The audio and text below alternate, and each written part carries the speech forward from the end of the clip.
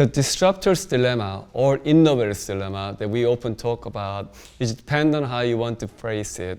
It's the challenge that many established organizations face as their industries continue to go through difficult challenges, digital transformation, customer expectations.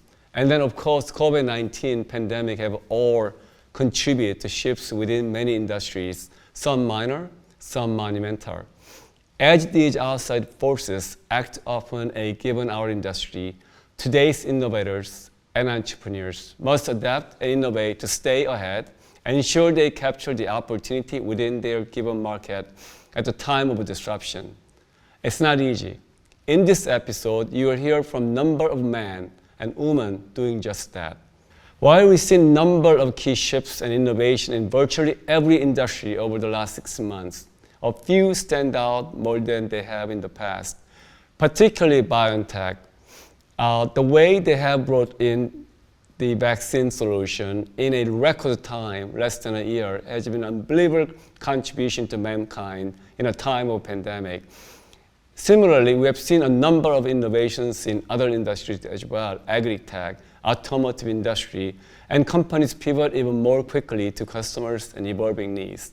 So my next wave series will continue to return to our normal format, where I will be interviewing the incredible men and women changing the world for the better through technology and innovation. And I'm looking forward to having this conversation with you. So tell me about, when you look at the European landscape, the AI companies that you see, what are some of the interesting killer apps that you see, and what are some of the companies that you get excited about?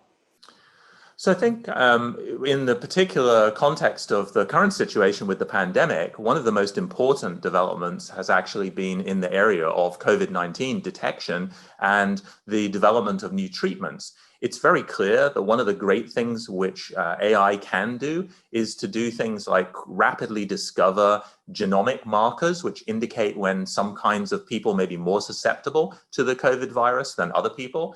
And also in the drug detection area to identify molecules which can be therapeutic and which can be used to help people find treatments, of course, not just for COVID, but also for diseases more generally. So we have, for example, here in Cambridge, a great business called Congenica. Congenica's business is to do the genomic analysis of very large amounts of human data and use that to detect new kinds of treatments for rare diseases. And we've also a business that was invested by Amadeus, but it's actually in Valencia in Spain, called Quibim. That business does analytics on images of, for example, X-rays or MRI scans. And it became very important quite quickly in the pandemic to help doctors detect early signs of the COVID virus in people who were suffering from it, even before they were able to feel themselves that they actually were suffering seriously.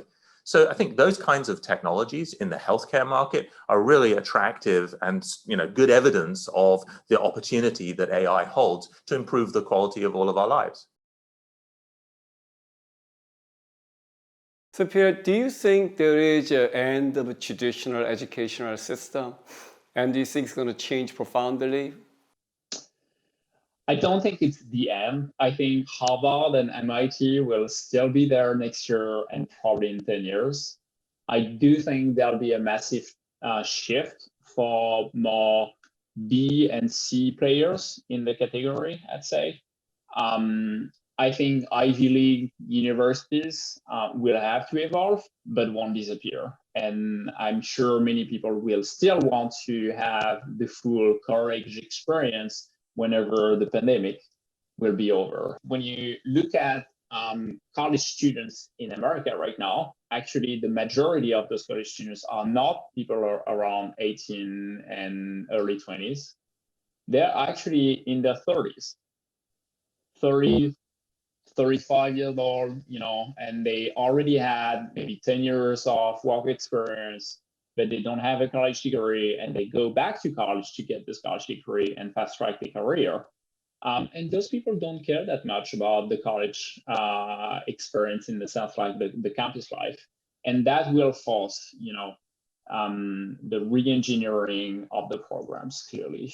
So I'm not so much worried about the first category of universities, the research universities, but more about the vocational training providers, lifelong learning, about community colleges. I think those institutions will face challenges and will also have huge opportunities to widen their population, their audience. So basically what you're enabling is really delivering content to your specific users and users' taste, rather than traditional media that are broadcasting across the channel, and then you have no choice. Whether you like it or not, you have to watch certain teams because that's what broadcasters are broadcasting. Now you have so many content that are coming at your mobile phone, you can choose what you want to watch and then project it at Samsung TV so that you can actually watch it in big screen as well. Exactly, and that's there you're touching something where I believe that's going to be a massive trend for the future. Is a normal publishing business has a website or a newspaper, and they create content for everyone. But you have different interests than I have, and vice versa. And you are particularly interested in 5% of the daily news, yeah, and I'm interested in different 5%. So what we make sure is that by understanding your preferences, we just give you the content you are interested in, because less is more. And the more content is floating on our phones, is everywhere visible on all the different screens, the more we have to work on differentiating between interest and not interest, and noise and not noise. So that's the one thing. And the other part is, in order to sustain a platform business which is scalable and where you have economies of scale, content creation is not the right thing to go for. And that's why we are a platform where we aggregate and curate content from parties which create content. And by that, we are in the position to go in and to look into economies of scale. There seems to be a lot of data that's going to be coming together.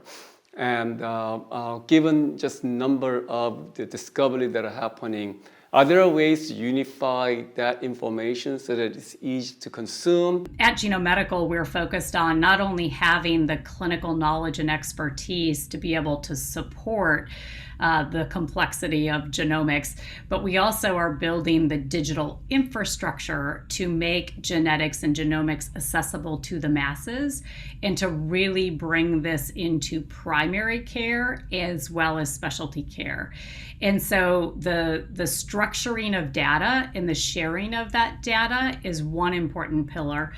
Another important pillar is providing the clinical support tools to non-genetics professionals to know, which patients would benefit, what tests to order, and how to interpret and use the resulting information to guide clinical care. And so we are building the, SaaS platform to enable not only that ease of access for patients so they can come to Genome Medical, self-refer, schedule an appointment, see an expert within days, learn what's important for them, whether or not might be covered by their insurance, and take them through this entire care journey. And I just might note briefly, we are now in network for over 100 million covered lives. So as part of that, a third of the United States can just come to Genome Medical and it's covered as part of their care plan. But the other side of that equation is the support for providers. And so we've really applied this partnership with hospitals and health systems and providers to, be that expert on demand when needed, but to also provide the clinical tools and support providers so that they're increasing their knowledge set and increasingly, utilizing genetics and genomics as appropriate for their patients. And that's really the big win, because we want to elevate everyone's knowledge and start to increase adoption much more broadly.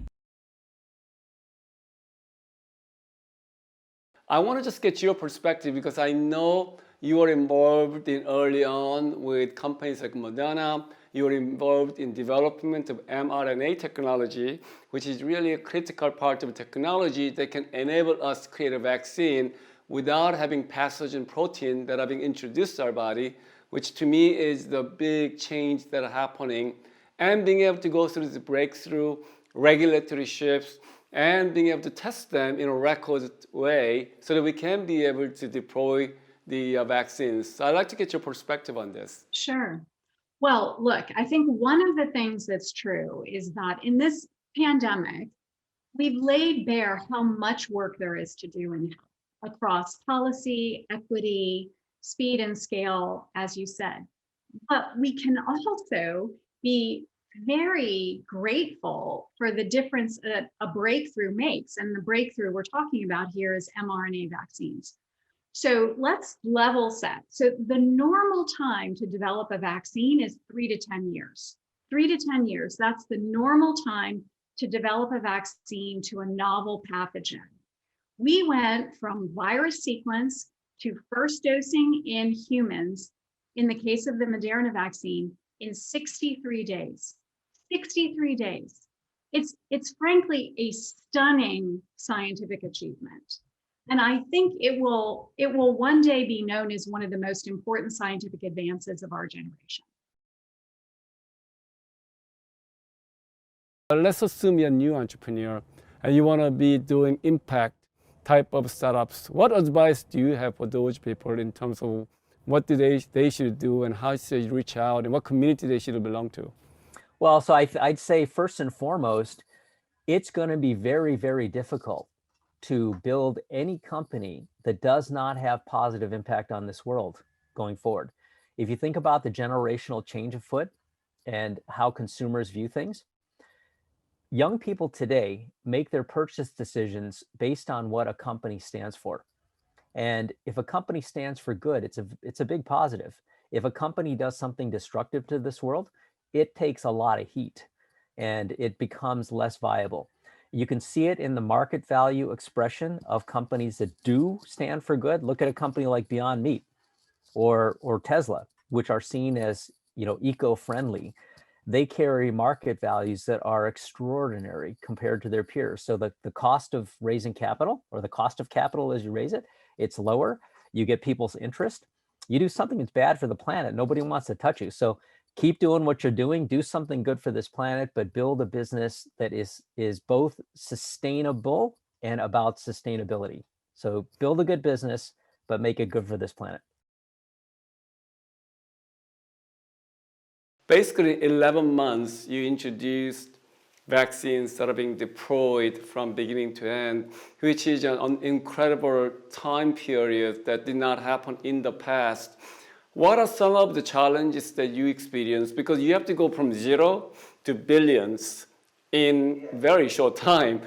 Yes, and this is really based on a decade-long research which happened before. Yeah.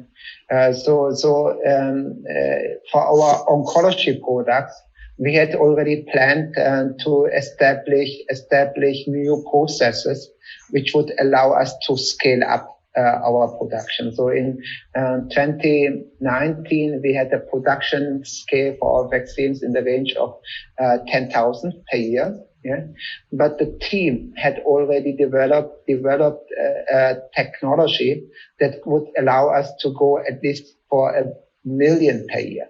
Yeah, and the change of the technology for scaling up was luckily so robust that we could use this technology. Yeah.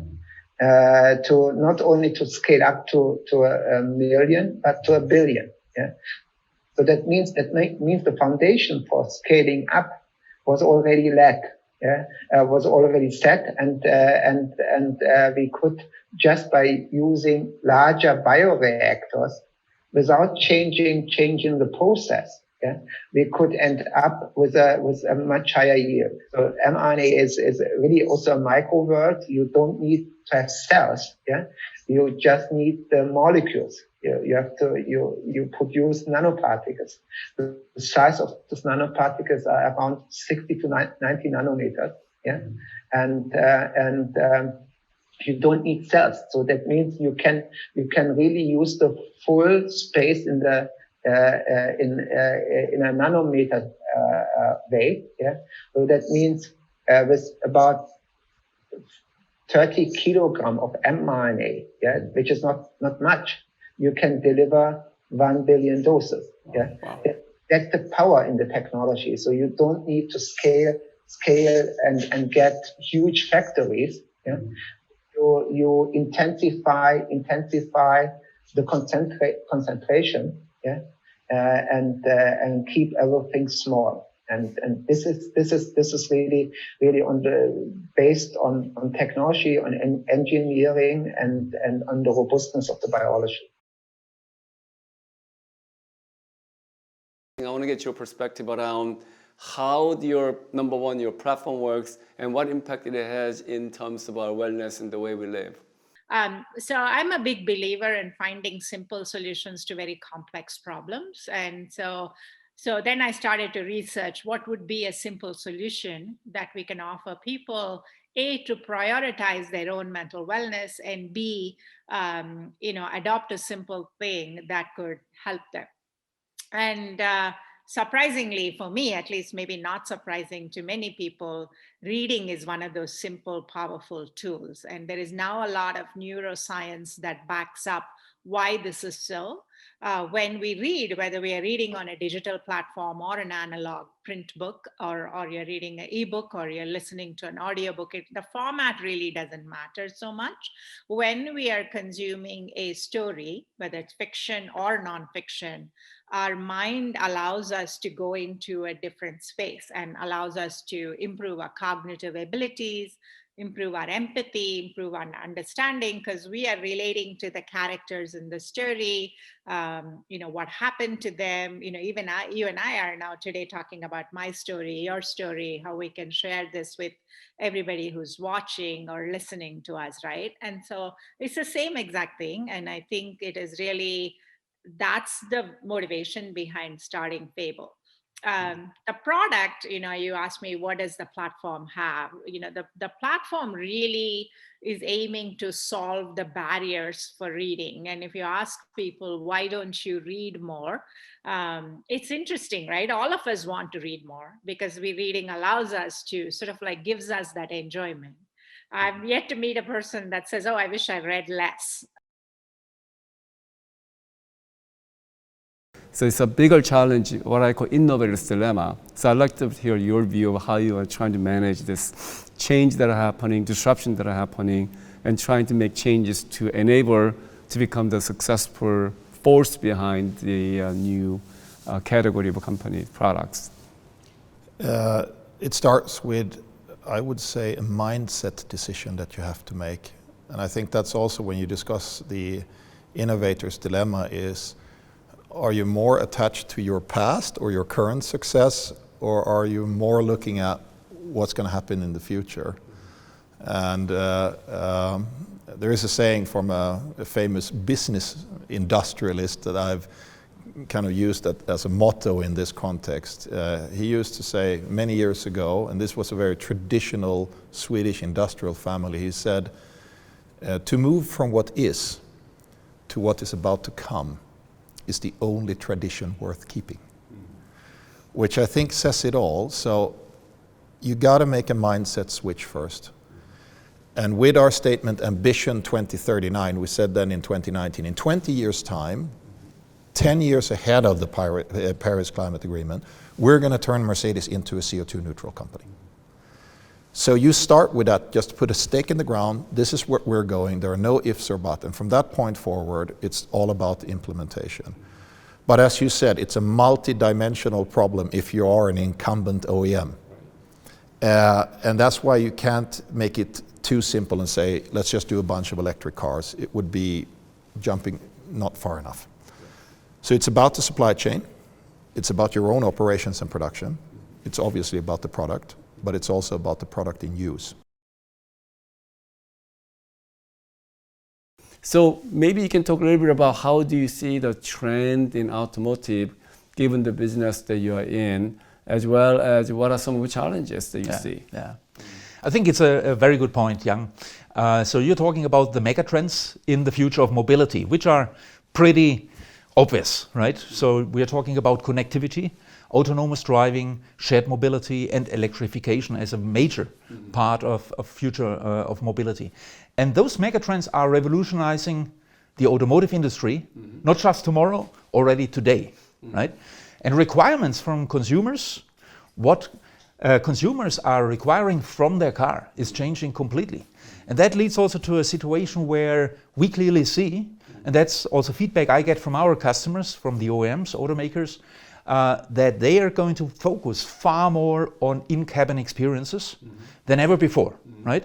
So the time which we are spending in a car will completely change. What are we doing? What will be the experience which is really meaningful for consumers in the future will change. With that, the assessment of the value of a car, including the residual value of the car, how we're selecting and buying a car will completely change. Yeah? So again, we call it experiences per mile, will be very, very important and a significant differentiator compared to traditional criteria, which you and I used in the past. For example, horsepower, right? For Germans, very important, horsepower, acceleration, maximum speed. So all these criteria today are still somehow important, but there is definitely a shift towards other criteria, and in-car experience is going to be more important. And back what you said, Yang, I think there is a clear convergence between consumer audio space, consumer electronics, and automotive, because expectation from consumers in regard to the car, they are now related to integrating the car into the Internet of Things seamlessly, right? Yeah. Making the car like a mobile device, creating the car and making it a piece of your digital lifestyle. Innovation has no boundary. It doesn't have no nationality. It has no color.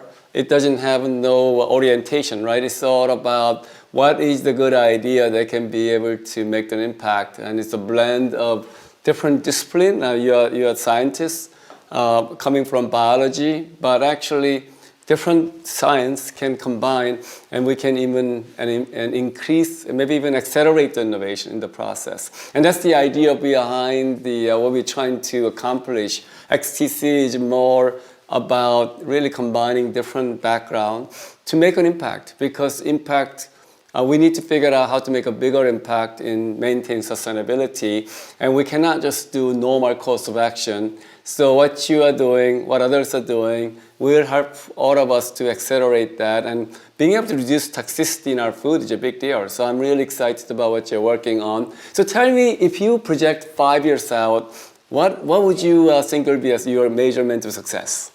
Okay, in 5 years, if I see the success I measure, I would love to see, our product technologies applied to all rice and wheat field. So if you think in amount of people that can feed from the rice field, that would be 50% of the whole world population. Wow. And yeah, so we are talking about so for me to think it's bigger impact for like you just said, bigger impact for all people. There's no colors, there's no developed country or developing country. So I have a heart of this to make the big impact of like you just said at the very beginning, the food safety and food security for all people that equally. And then we're thinking, yes, other crops is very, very important. However, what is the biggest impact first? We can't do everything in one go. What's the biggest impact is our staple food, rice and wheat. So my goal, if in 5 years, if our product and solution can cover all this field globally, I was thinking that's the great success, and I will think the success from the impact we can do. So like we said, if we apply for all of them, that it means like a majority of the food we are taking to our body, which a big portion, that can be safer. At the same time, by applying a product to this type of field and increase the majority of the staple food, increase the yield, that's going to have an impact, a huge impact for world hunger. For, you know, we're trying to achieve zero hunger for the world, especially for the developing country. But I think it'll be good to give us like what's really exciting disruptor in space today that are enabling all this excitement happen. So maybe you can pick 3 or 4 things that you think is really critical foundation of what's enabling the next frontier. At the beginning of our discussion, you compared space to the internet. I think that's a great comparison because exactly as you said, it's moving from, let's say, defense background into commercial background. And exactly like the internet, it's changing and it will change, I think, in a way that we cannot imagine the way we live on Earth and also the way we're going to populate other planets. So in terms of technology, what we've seen happening in the past 15 years, like, you know, in the internet you have waves. You had internet 1.0, 2.0, 3.0. So let's say the 1.0 wave was to make space accessible. And this is the work that Elon Musk has been focusing on, I mean others also, but really like SpaceX brought the price of sending 1 kilogram into space.